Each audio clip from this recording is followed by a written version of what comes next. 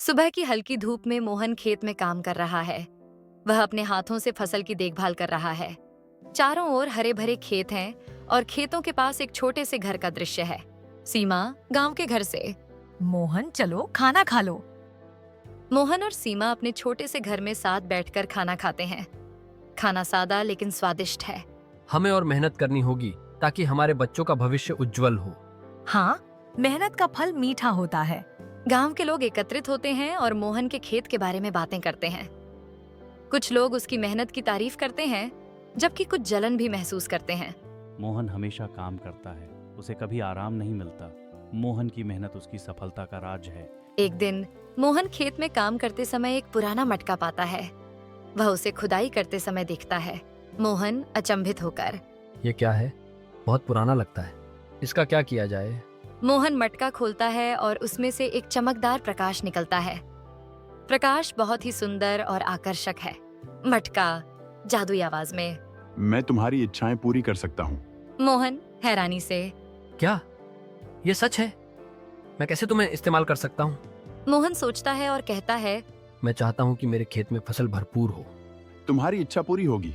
मोहन उत्सुकता से। क्या सच में? कुछ दिनों बाद मोहन का खेत हरे भरे फसलों से भर जाता है। ये दृश्य बहुत ही खुशनुमा है। सीमा खुश होकर, ये तो चमत्कार है। हमारी मेहनत रंग लाई। हाँ, अब हमें और मेहनत करने की जरूरत नहीं है। गांव के लोग मोहन के खेत को देखते हैं और उसकी प्रशंसा करते हैं। उन्हें यह समझ में आता है कि मोहन ने कुछ विशेष किया है। मोहन, तुम्हारा खेत तो सबसे अच्छा है। मोहन शर्माते हुए, ये सब मेहनत का फल है। मोहन सोचता है और दूसरी इच्छा मांगता है, मैं चाहता हूँ कि हमारे घर में कभी पैसे की कमी न हो। इच्छा पूरी होगी। अचानक मोहन के घर में पैसे आने लगते हैं। सीमा चौंकते हुए, ये क्या हो रहा है? क्या हमें सच में इतना धन मिला है?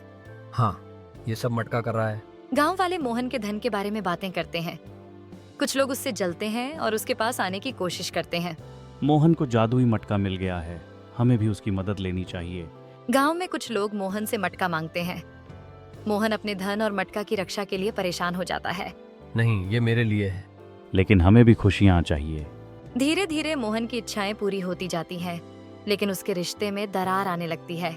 सीमा चिंतित होती है। सीमा कहती है, मोहन, हमें मटका का ज्यादा उपयोग नहीं करना चाहिए। लेकिन हम खुश हैं, सीमा। मोहन की इच्छाएं पूरी होती हैं, लेकिन उसके गांव के लोग उससे दूर होने लगते हैं। मोहन कहता है, मैं खुश नहीं हूँ। सीमा कहती है। खुशियाँ पैसे से नहीं आती। मोहन सोचता है और मटका को वापस करने का निर्णय लेता है। वह अपने मन में यह ठान लेता है। मैंने अपने रिश्तों को खो दिया। मोहन मटका को एक शांत स्थान पर छोड़ देता है। जैसे ही वह मटका छोड़ता है, एक चमकदार रोशनी उसके चारों ओर बिखर जाती है। मटका धीरे धीरे गायब होते हुए। सच्ची खुशियाँ रिश्तों में होती हैं। मोहन अपनी मेहनत से फसल उगाता है और गांव वालों के साथ खुशियां बांटता है। हम सब मिलकर खुशियाँ बांटेंगे। हाँ, जब हम सब साथ हैं तो खुशियाँ अपने आप बढ़ती हैं। गांव में एक उत्सव मनाया जाता है, जिसमें सब लोग शामिल होते हैं। वहां खाने पीने और खेलों का आयोजन होता है। मुखिया कहता है, मोहन, तुमने हमें फिर से एकजुट कर दिया। मोहन और सीमा अपने बच्चों के साथ खुश रहते हैं और मिलकर काम करते हैं। मोहन और सीमा एक साथ हंसते हुए। गांव में खुशियां छाई हुई हैं।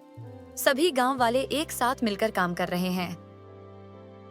इस कहानी से हमें यह सीख मिलती है कि खुशियां केवल इच्छाओं से नहीं, बल्कि रिश्तों और मेहनत से आती हैं।